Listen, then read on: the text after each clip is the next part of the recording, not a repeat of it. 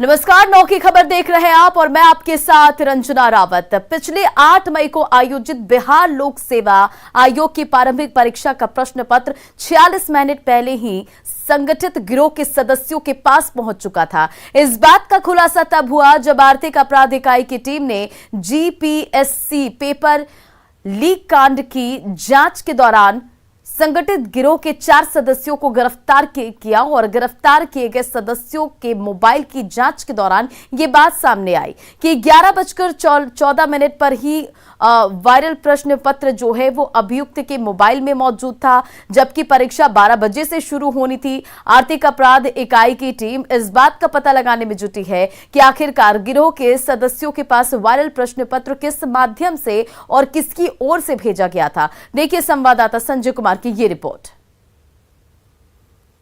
पिछले 8 मई को बिहार लोक सेवा आयोग द्वारा आयोजित 67वीं प्रारंभिक परीक्षा का जो प्रश्न पत्र लीक हुआ था, उसकी जांच कर रही आर्थिक अपराध इकाई की टीम को जांच के दौरान कई महत्वपूर्ण सुराग हाथ लगे हैं। आर्थिक अपराध इकाई की टीम ने 15 मई यानी कल रविवार को जिस गिरोह का उद्भेदन किया है, उसके बारे में यह जानकारी मिली है कि गिरोह के पास तकरीबन परीक्षा शुरू होने के 46 मिनट पहले ही यानी 11:14 पर प्रश्न पत्र पहुंच चुका था। आर्थिक अपराध इकाई की टीम ने जब गिरोह के सदस्यों के मोबाइल को खंगाला तब यह सच्चाई उजागर हुई। आर्थिक अपराध इकाई की टीम ने जांच के क्रम में यह भी पाया है कि अभियुक्तों के मोबाइल के में सेट सी के सभी क्वेश्चन और जो आउट पेपर थे वो मौजूद थे। गिरोह के सदस्यों द्वारा कई छात्रों को व्हाट्सएप के माध्यम से इसका सॉल्व पेपर तक भेजा गया था। इसके बदले में गिरोह ने 8 से 10 लाख रुपए छात्रों से वसूले थे। हालांकि वायरल प्रश्न पत्र गिरोह के सदस्यों के पास कैसे पहुंचा और कहां से आया, इसकी गुत्थी को सुलझाना आर्थिक अपराध इकाई के लिए लगातार एक बड़ी चुनौती बनी हुई है। आर्थिक अपराध इकाई के अधिकारियों से न्यूज़ 18 की जो बातचीत हुई है, उससे यह जानकारी मिली है कि जांच जल्द ही इस पूरे मामले का भंडाफोड़ कर सकती है। जांच टीम के सदस्यों की माने तो लोहानीपुर के काशीनाथ लेन के जिस मकान में कंट्रोल रूम का पर्दाफाश हुआ है, वहीं पर वायरल प्रश्न पत्र का स्कॉलर को बिठाकर सॉल्व करवाया गया था और मकान में बैठे बैठे उस कंट्रोल रूम से सभी जगह छात्रों को सॉल्व पेपर परोसा गया था। जांच टीम में गिरफ्तार अभियुक्तों की निशानदेही पर जो टीम है वह स्कॉलरों की गिरफ्तारी में भी जुट गई है। तो निश्चित तौर पर एक बड़ी चुनौती अभी है और आर्थिक अपराध इकाई के एडीजी नैयर हसनैन खान ने माना है कि इस पूरे मामले में अभी और लोगों की गिरफ्तारी होगी। ये वैसे लोग हैं जिनके पास कई क्लू हैं। सबसे बड़ी बात यही है कि क्वेश्चन पेपर कहां से आउट हुआ था। इस पूरे मामले में बिहार लोक सेवा आयोग, जहां इस वक्त हम खड़े हैं, यहां के अधिकारियों की भूमिका भी जांच के दायरे में है, क्योंकि लापरवाही बढ़ती गई है। क्योंकि कई जगह पर बिहार लोक सेवा आयोग के अधिकारी जाते हैं और उनकी मौजूदगी में क्वेश्चन पेपर खोला जाता है। तो तमाम तरह के जो ये पहलू हैं, उसकी गुत्थी सुलझाना आर्थिक अपराध इकाई के लिए एक बड़ी चुनौती है और आर्थिक अपराध इकाई की टीम का दावा है कि आने वाले दिनों में इस पूरे मामले का भंडाफोड़ किया जाएगा और जिस गिरोह को बेनकाब किया गया है, उसके गिरोह के मास्टरमाइंड और एनआईटी के छात्र को भी पुलिस गिरफ्तारी के लिए पटना के अलावा कई इलाकों में छापेमारी कर रही है। कैमरा पर्सन अजय दुबे के साथ संजय कुमार, न्यूज़ 18 पटना। और बीपीएससी पेपर लीक मामले में आयोग की बड़ी गड़बड़ी सामने आई है। पीटी परीक्षा में आयोग की बड़ी चूक उजागर हुई है। 10 मिनट पहले जो पेपर इन्विजिलेटर्स को दिया जाना था, वो 1 घंटे पहले ही देने का आदेश दे दिया गया। ये रिपोर्ट देखिए। बीपीएससी की बहुत बड़ी चूक। न्यूज़ 18 का बहुत बड़ा खुलासा। टाइमिंग की टैली मिसमैच। 1 घंटे पहले ही खुल गया लिफाफा। फटा पोस्टर निकला हीरो। ये तो आपने बहुत सुना होगा, लेकिन खुला लिफाफा निकली लापरवाही पहले नहीं देखी होगी। तो देख लीजिए, 8 मई को हुए बीपीएससी पेपर लीक कांड की जांच अभी चल ही रही थी कि एक लेटर ने आयोग की बहुत बड़ी लापरवाही उजागर कर दी।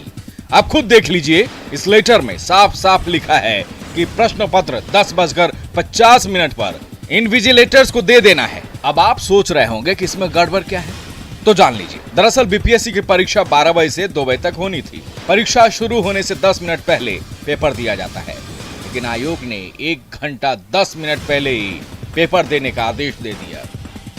आप समझ सकते हैं कि दोपहर 12 बजे से एग्जाम शुरू होने वाली थी और उसके बाद 11:50 तक यह आदेश देना था, लेकिन भूलवश कहिए, गलती कहिए, लापरवाही कहिए कि 11:50 के बदले यहां पर 10:50 का आदेश जारी हो गया। आयोग के फॉर्मेट में प्रश्न पत्र भेजने का समय अंकित है। फॉर्मेट के मुताबिक प्रश्न पत्र भेजने के समय में आयोग से बड़ी गलती हुई है। सवाल है कि क्या यह आदेश भी पेपर लीक कांड से तो नहीं जुड़ा हुआ है? कहीं पेपर लीक करवाने के लिए ही तो ये बहुत बड़ी चूक नहीं की गई है? न्यूज़ 18 के लिए पटना से रजनीश की रिपोर्ट।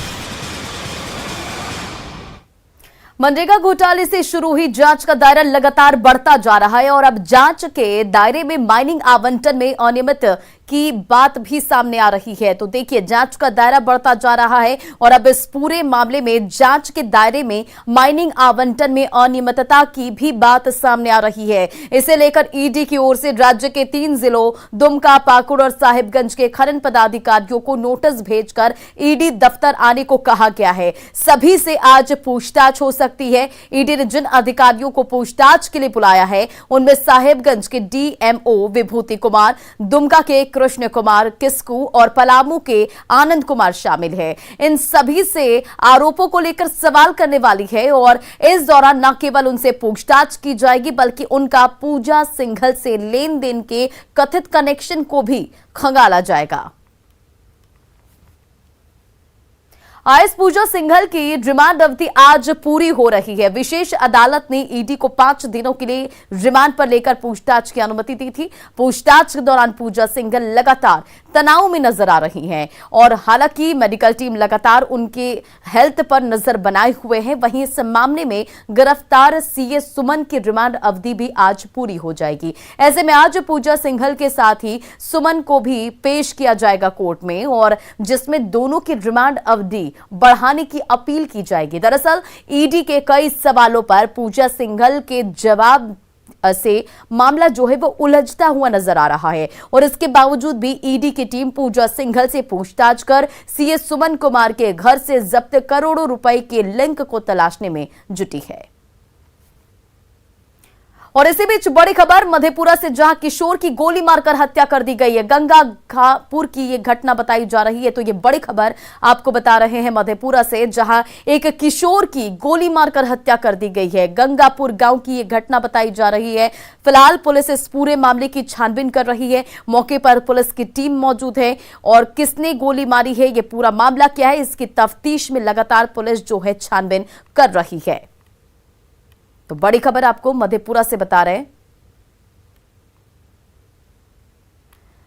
तो ये बड़ी खबर मधेपुरा से, जहां गंगापुर गांव की ये घटना सामने आ रही है। गंगापुर गांव से ये खबर सामने आ रही है, जहां एक किशोर की गोली मारकर हत्या कर दी गई। और अधिक अपडेट के साथ तुरबसु हमारे साथ जुड़ गए फोन लाइन पर। तुरबसु, इस पूरे मामले पर क्या कुछ अधिक जानकारी है? जी, ये आलमनगर का इलाका है, जो दियारा का इलाका है।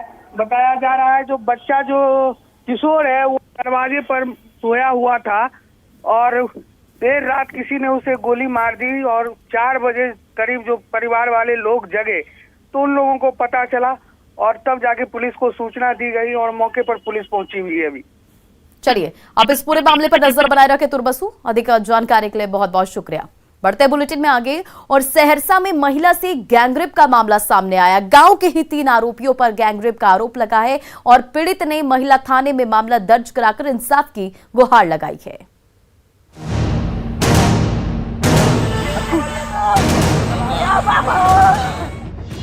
महिला से गैंगरेप,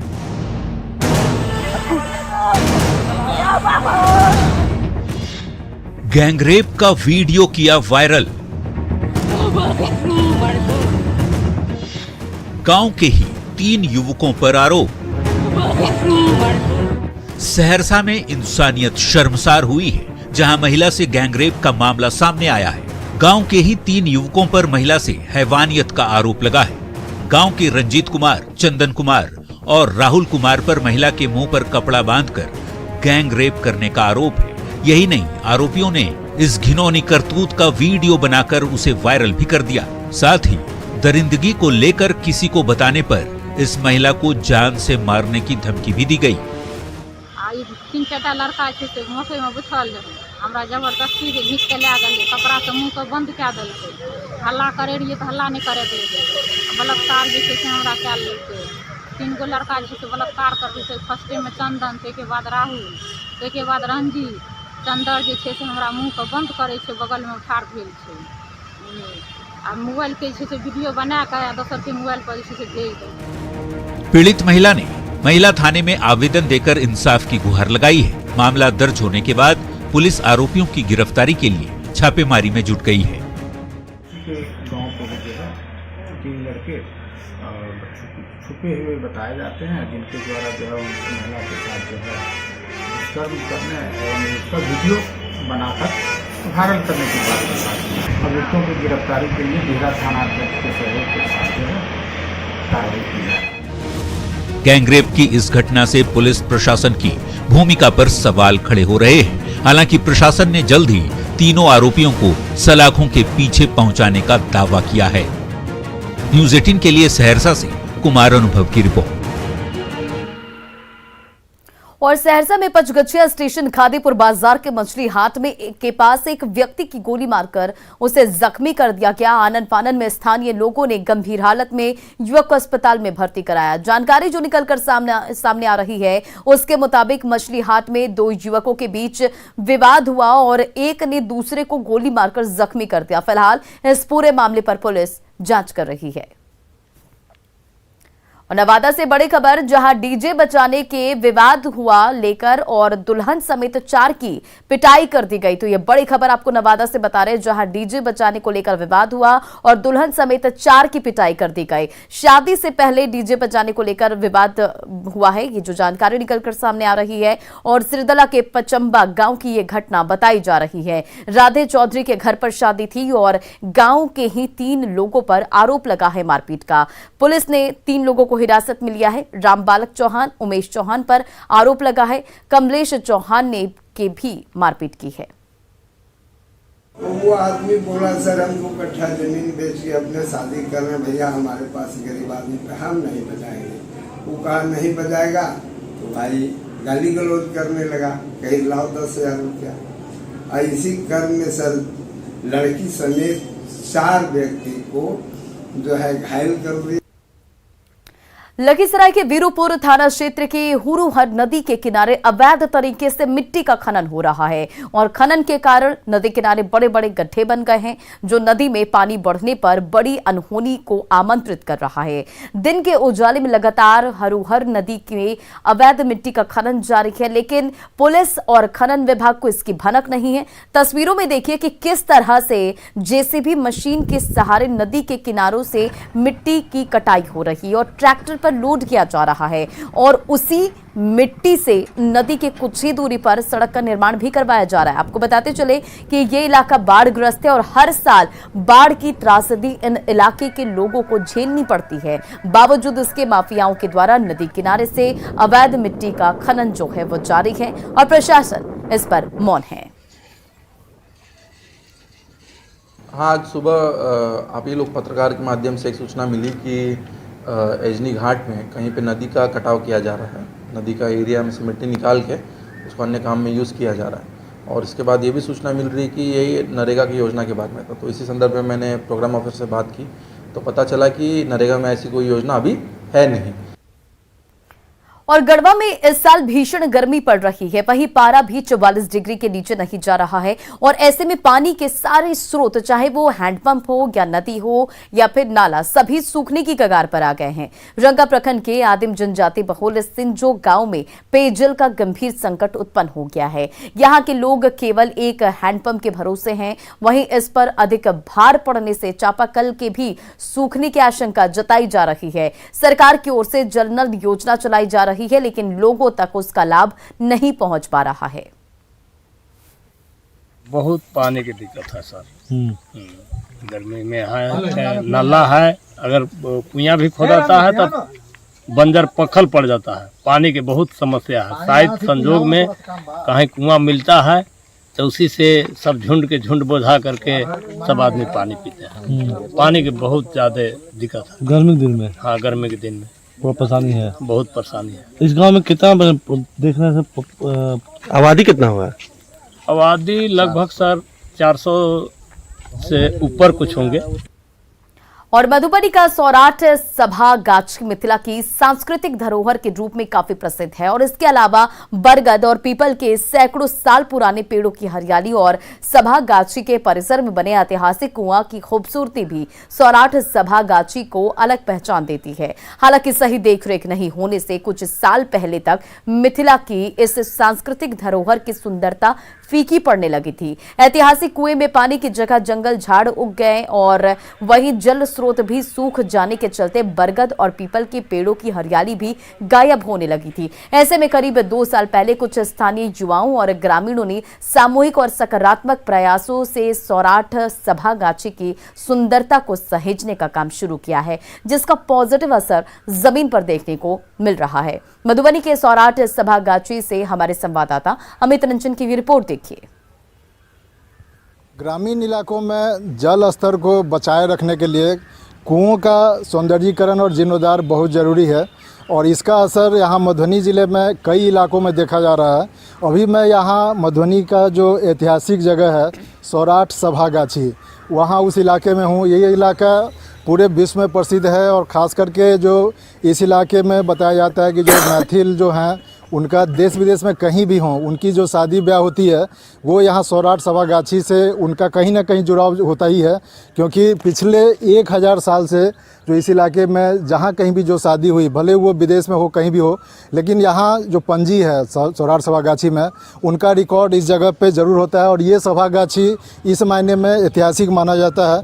और अभी मैं उसी जगह पे हूँ और यहाँ इस इलाके में यहाँ जो एक ऐतिहासिक कुआं भी है। बताया जाता है कि कुछ साल पहले इसकी भी यहाँ हालत बिल्कुल खस्ता हो चुकी थी, लेकिन यहाँ जो सौराठ के जो कुछ स्थानीय युवा हैं और यहाँ जो कुछ जो ग्रामीण हैं उनकी कोशिश से फ़िलहाल इस तरह का सौंदर्यीकरण हुआ है।